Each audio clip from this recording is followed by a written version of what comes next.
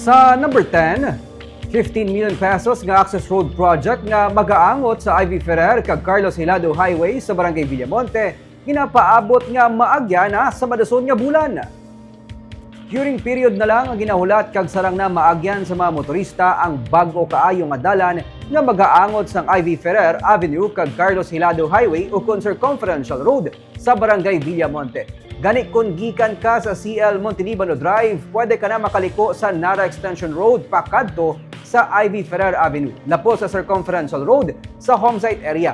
Ginsiling ni City Engineers Office OIC Engineer Loben Ceballos, dako ang mabulig sa access road nga ginapaabot mabuksan sa mga motorista sa Nobyembre.